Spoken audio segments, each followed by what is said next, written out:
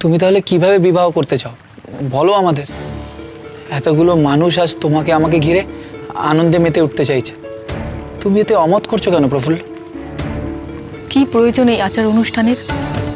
একবার তো আমাদের শাস্ত্র মতে আচার অনুষ্ঠান মেনে বিয়ে হয়েছে, আবার এই পুরোহিত, ছাদনাতলা, লোকজন খাওয়ানো। না না, এইভাবে আমি বিয়ে করতে পারবো না। না প্রফুল্ল, প্রয়োজন আছে। কথাটা শুধু তোমার আমার জন্য নয়, আমাদের বিবাহ ঘিরে আছে এতগুলো মানুষ একটু আমোদ প্রমোদ করবে, তুমি আর অমত করো না। আজ মায়ের কথা খুব মনে পড়ছে। মা থাকলে কত খুশি না হতো। আমার মা সারাটা জীবন শুধু স্বপ্নই দেখে এসেছে।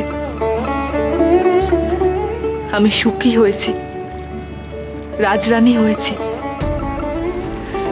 আমি সুখে সংসার করছি। আজ এত কিছু হওয়ার পর আবার আমরা সংসার ধর্ম পালনের জন্য ব্রত নিতে চলেছি, ঠিক তোমার দেখা স্বপ্নের মতো। মাগো, তুমি তো আমার জন্য এমন এক সংসারই চেয়েছিলে। তুমি ঠিক বলেছো প্রফুল্ল, আমরা আবার নতুন করে সংসার করব, তোমার সব স্বপ্ন পূরণ করব আমি।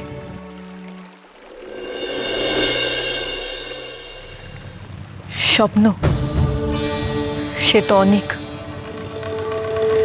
যে শিক্ষার আলো আমি পেয়েছি তা আমি এই সংসারে ছড়িয়ে দিতে চাই। আমার মা লেখাপড়া জানতো না বলে তার স্বামীর পাঠানো চিঠি সে পড়তে পারেনি। স্বামীর চিঠি সে তো একান্ত নিজের। পিতৃ পরিচয় প্রমাণ হলো না বলে সমাজ তার মেয়েকে বহিষ্কার করল।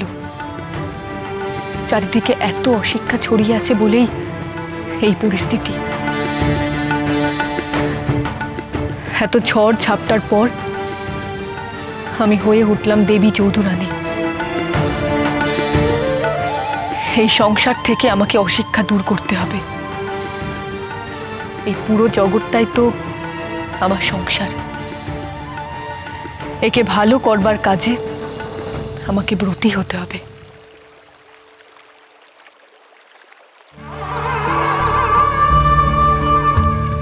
তোমার সমস্ত কাজেই আমি তোমার পাশে আছি প্রফুল্ল। আমি শুধু এটা চাই না যে দেবী চৌধুরানী আবার ফিরে আসুক। সে আজ মৃত।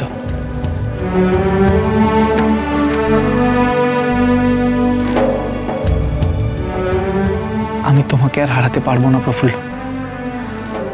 আমি এই জীবনটা তোমাকে পাশে নিয়ে কাটাতে চাই।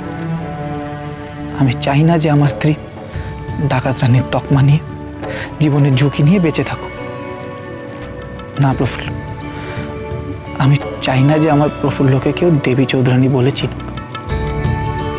দেবী চৌধুরানী হিসেবে কেন চিনবে? রানীমাকে তো আর কেউ দেখেইনি। আমরা এসে গেছি রানীমা।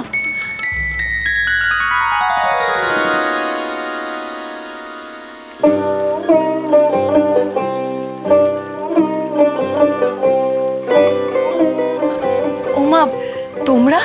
হ্যাঁ রানীমা, আমরা এসে গেছি। আপনার বিয়ে বলে কথা, সে খবর পেয়ে বসে থাকতে পারি? তুমি গোবরার মা এলে বাবা ঠাকুর তিনি জানেন না? না, উনি জানেন না, উনি ডেরায় ফেরেননি এখনো।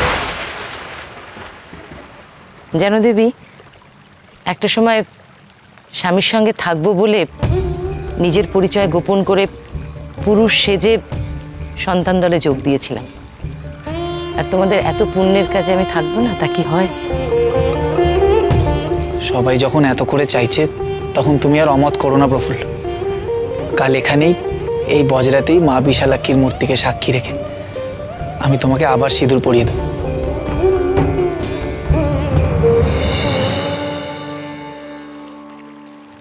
বেশ, তবে তাই হবে।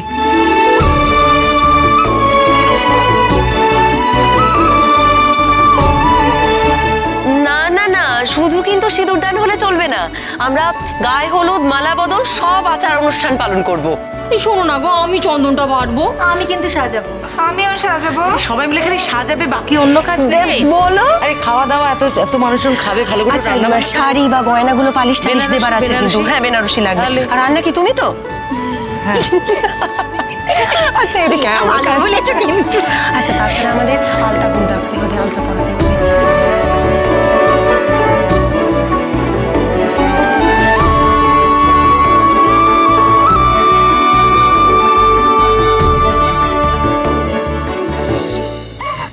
কেমন মানুষ বলুন তো? কে না কে ডাকাত রানী সই, তার বোনের সঙ্গে আপনি নিজের ছেলের বিয়েতে মত দিয়ে চলে এলেন। আমার আর কোনো উপায় ছিল না কিন্নি, কোনো উপায় ছিল না। কি আশ্চর্য! আমি বুঝতে পারছি না যে আপনি এত নিশ্চিন্ত হয়ে কি করে বসে রয়েছেন। যার সঙ্গে ছেলের বিয়ে ঠিক করলেন তার জাত ধর্ম সবকিছু জেনে এসেছেন। বললো তো কুলিন, আসলে কি কে জানে। বাহ, ওরাও আপনাকে বললো আর আপনি অমনি বিশ্বাস করে নিলেন ওদের মুখের কথা। তা বিশ্বাস না করে আমি কি করতাম বলো? কি উপায় ছিল আমার? শোনো, তোমার ছেলের বিয়েটা আগে না আমার প্রাণটা আগে? এই বিয়েতে মত না দিলে না তোমাকে বিধবা হতে হতো। হ্যাঁ, তড়িবধ করে তোমার মাছ খাওয়া ঘুচে যেত। তাই বলছি, শোনো, এই কথা নিয়ে আর কথা বাড়িয়ে কোনো লাভ নেই। ওই মেয়ে যে জাতেরই হোক না কেন, যে কুলেরই হোক না কেন, এই বিয়েটা হচ্ছে মানে হচ্ছেই, ব্যাস, আর কোনো কথা নেই। ও হ্যাঁ, আমি যেটা বলছি ভালো করে শোনো। তুমি ওই মেয়েকে ভালো করে বরণ করে ঘরে তুলবে আর খুব ভালো করে খাতির যত্ন করবে, বুঝেছো তো? না, এই বিয়ে হতে পারে না। এই বিয়ে আমি মানি না। আমার কি সর্বনাশ হলো গো, আমার আরেকটা সতীনাশ। নয়ন বউ, তুমি থামবে?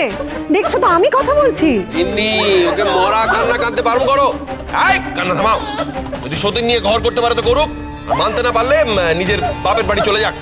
যত সব বাতাস করো, কেউ বাতাস করার নেই। হ্যাঁ, এসব কি হচ্ছে?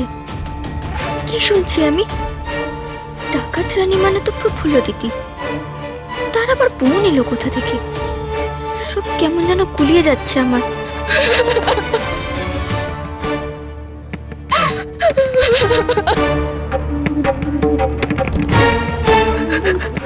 উনি আবার অন্য কাকে বিয়ে করছেন?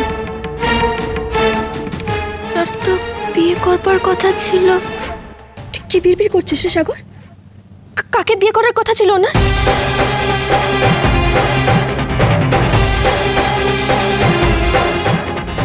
বারে, আমি কি করে জানবো? কার মনে কি আছে তাকে আমার পক্ষে জানা সম্ভব নাকি? যার মনে যা আছে সে তাই করবে। আমার তাতে কি? আমি বাপু আমার বাপের বাড়ি চলে যাব। তুই যা তো বাপু, দুগ্গা দুগ্গা। তুই গেলে আমার হাড় মাস জুড়বে। দুজনেই থামো, কেউ কথা বলো না। বিলাস, শোনো, বলছি হাতে আর বেশি সময় নেই, বুঝলে? খুব তাড়াতাড়ি বউ ভাতে তোড়জোড়টা করতে হবে। তবে খুব স্বল্প আয়োজনে করবে, ধুমধাম করার কোনো প্রয়োজন নেই, খরচপাতির কিচ্ছু প্রয়োজন নেই, বুঝতে পারলে তো? খুব নমনম করে করলেই হবে। কিন্তু জানবো আত্মীয় স্বজন এদের তো না, অত ভোজনের কোনো প্রয়োজন নেই। ভোজন করিয়ে কি হবে? যত বেশি লোক আসবে তত বেশি কথাবার্তা হবে, তত বেশি সমালোচনা হবে। কি জাত, কি কুল, কি গোত্র, কি, বুঝলে? এত এইসব প্রশ্নের মধ্যে ঢোকার কোনো দরকার নেই, বুঝলে? দরকার নেই মানে কি? মানে এভাবে কি কোনো বিয়ে হয় নাকি? না না, এই বিয়ে আমি কিছুতেই মানি না। মানতে হবে না, কাউকে বিয়ে মানতে হবে না। এই বিয়ে যদি না হয় না, তাহলে ওই ডাকাত রানী ফিরে এসে আমাদের বাপ বেটাকে আবার শুলে চড়াবে। এ কি বলছেন বাবা মশাই? দিদি শুলে চড়াবে বাবা মশাই আর ওনাকে? এ হতেই পারে না। শুলে চড়াবে মানে? তাহলে আপনারা এত লেঠেল কোম্পানির সৈন্য সিপাই এরা সব আছে কি করতে? ও থেকে কোনো লাভ নেই গিন্নি। ওই ডাকাত রানীর নাম কি জানো তো? কি নাম? দেবী চৌধুরানী। হ্যাঁ, সে যে কত বড় ফন্দিবাজ। ওই সাহেবের সৈন্য সিপাহী সব ওর কাছে না পিঁপড়ে পিঁপড়ে পিঁপড়ে। ভগবানের অশেষ করুণা, আমি আমার পিতৃদত্ত প্রাণটা রক্ষা করে ফিরতে পেরেছি। আর তুমি সাহেবের কথা বলছো? সাহেব, গুডলাট সাহেব? তার এখন কি অবস্থা হলো কে জানে। হয়তো জঙ্গলের গাছে তার লাল টুকটুকে নধর দেহটা এখন ঝুলছে।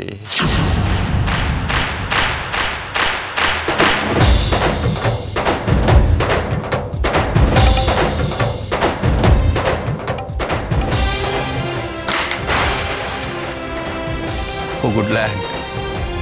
Goodbye. Ahad.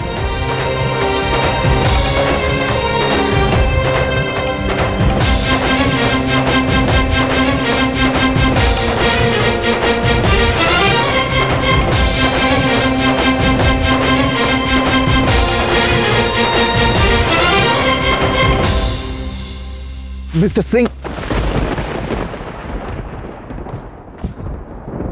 Good Lord. What a surprise. Sir, আপনি এখানে? ওই ডাকাত রানীর হাত থেকে আপনি বাঁচলেন কি করে? আমরা তো ভেবেছিলাম হরবল্লভ রায়ের আপনার নিঘাত গদ্দান কেটে নিয়েছে ওরা। Shut up! You cowards! Just shut up! আমাকে বন্দি হইতে দেখিয়াও তোমরা পলাইয়া আসলে, ডাকাত দলের পিছু অব্দি করিতে পারিলে না। ইউ কাভার্ডস। অ্যান্ড দেবী চৌধুরানীর হাতে কেমন করিয়া আমি মরিলাম, কেমন করিয়া আমার গর্দান গেল, এখন সেই লইয়া তোমরা ইমাজিনারি টেলস, কল্পনার গল্প জুড়িতেছ। তোমরা কি করিয়া পিছু লইব? মিস, তোমরা আপনাকে আর জমিনদারকে লইয়া ওই ডুকাইত রানী বুজরা ফুস করিয়া চলিয়া গেল। Just vanished. Yeah, believe us sir, আমরা হাজার চেষ্টা করেও বজ্রার চিহ্ন মাত্র দেখতে পারিনি। ডাকাত রানী, ডাকাত রানী, ডাকাত রানী, অনেক বড় চল চালিয়েছ তুমি। shall take a revenge. I shall. Good lad প্রতিশোধ নেবে, জরুর নেবে। মিস্টার গুডল্যাড, ওরা আপনাকে মারেনি তো? মানে মারে নাই, বাট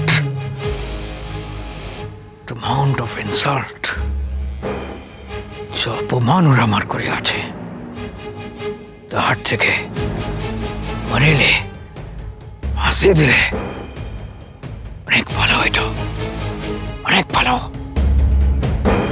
ইয়ার বদলা আমি নিব। shall take a revenge. নিশ্চয়ই বদলা নেবেন স্যার, আমরা আছি আপনার সঙ্গে। তার আগে আপনি কলকাতা থেকে ঘুরে আসুন, তারপরে আমরা সবাই বসে নয় প্ল্যান করব সব। Kolkata?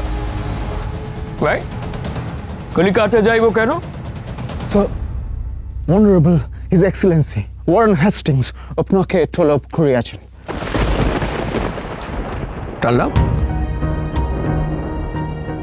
A summon from Hastings. Hastings তলব করিয়াছেন কেন? স্যার, আমার মনে হয় দেবী চৌধুরানীকে আমরা ধরতে ব্যর্থ হয়েছি। এটা বোধহয় ওনার কানে পৌঁছে গেছে। What? Hastings knows. Hastings সব জানে।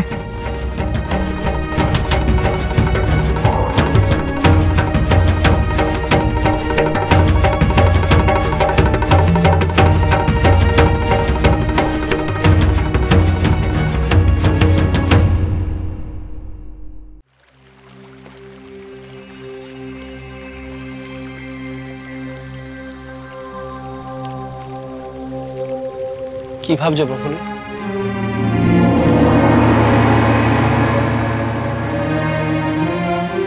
কালকের পর তুমি আবার সংসারে ফিরতে চলেছো প্রফুল্ল। তুমি আমি এতদিন ধরে যে সংসারের স্বপ্ন দেখেছিলাম, সেই সংসারে।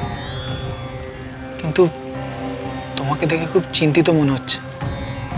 কিসের এত চিন্তা তোমার? মানুষের তো তার কাজের পরিচয়, সেই পরিচয় তার কখনো পেছন ছাড়ে না। আমি মনে প্রাণে প্রফুল্ল, কিন্তু জানেন, দেবী চৌধুরানী শুধু একটা নাম নয় যে তাকে ঝেড়ে ফেলে দিলাম। দেবী চৌধুরানী মানে হলো একটা দায়িত্ব। এই দায়িত্ব থেকে সরে আমি কিভাবে থাকতে পারবো, কিভাবেই বা বাঁচবো? আমি চাই না লোকে আমাকে ডাকাত রানী ভেবে দূরে সরিয়ে রাখুক, বরং আমি তাদের নিজের সন্তান ভেবে কাছে টেনে নিতে চাই। তারা যেন আমাকে মা হিসেবে গ্রহণ করে আমাকে সর্বক্ষণ ঘিরে থাকে। আমি আমার শিক্ষা তাদের কাজে লাগাতে চাই। এবার বলুন তো, আমি চাইলে কি দেবী চৌধুরানী আমার পিছু ছাড়বে? দেবী চৌধুরানীকে কি আদৌ ত্যাগ করা সম্ভব? আমি কি পারবো আমার দায়িত্ব কর্তব্য যথাযথভাবে পালন করতে? কেন জানি না আমার মনে হচ্ছে এই বোধি আমার সংসার জীবনে অনেক বাধা বয়ে আনবে।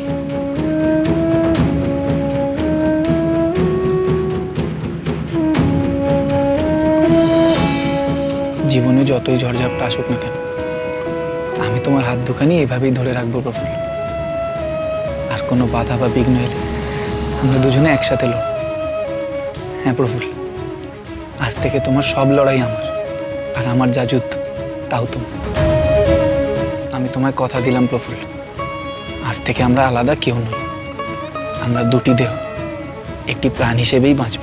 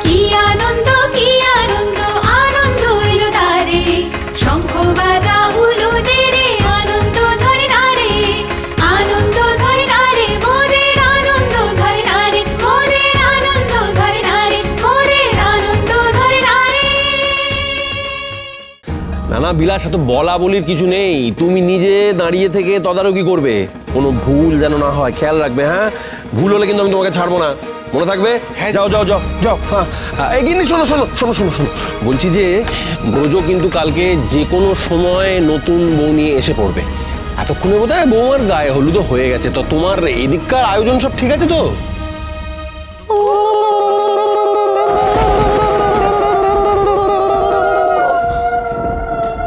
রে, ওই তো সব এক এক করে আসতে শুরু করেছে। এলেই তো হাজারটা প্রশ্ন শুরু করবে, কি যে করি আমি। শুনলাম ছেলের নাকি আবার বিয়ে দিচ্ছ, তা আমরা কি এতই বড় হয়ে গেলাম যে আমাদের একবার জানালেও না? ওমা, সবাই মিলে বাইরে দাঁড়িয়ে রইলে চলবে নাকি? এসো এসো, সবাই ভেতরে এসো আগে। কি ব্যাপার বললাম তো, ছেলের বিয়ের এবার নেমন্তন্ন কোনো খবরই পেলাম না। নেমন্তন্ন তো দূরের মানুষকে করা হয়। তোমরা কি আমাদের দূরের লোক? তোমরা হলে সব আমাদের কত কাছের লোক। আমি তো জানতাম এই বিয়ের খবরটা কানে যাওয়া মাত্রই তোমরা ঠিক চলে আসবে। তা গায়ে হলুদ কোথায় দিচ্ছ?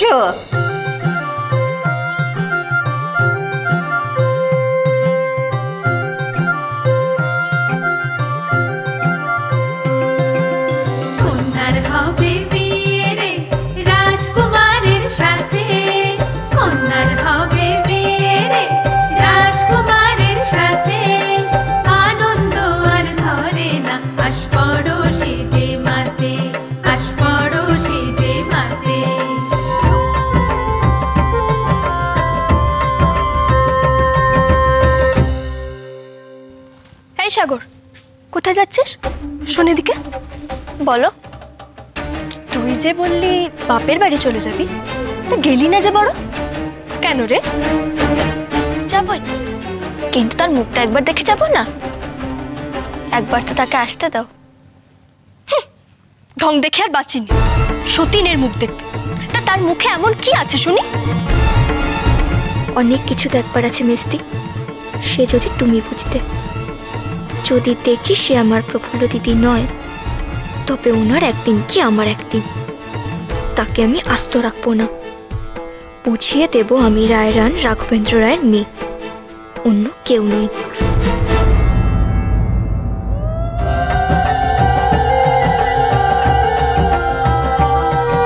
এমনিতেই আমাদের রানীমার তো একেবারে সোনার বরণ রং, এরপর যখন এই হলুদ চা মাখবে না, দেখো রং একেবারে ঠিকরে বেরোবে। তা যা বলেছো।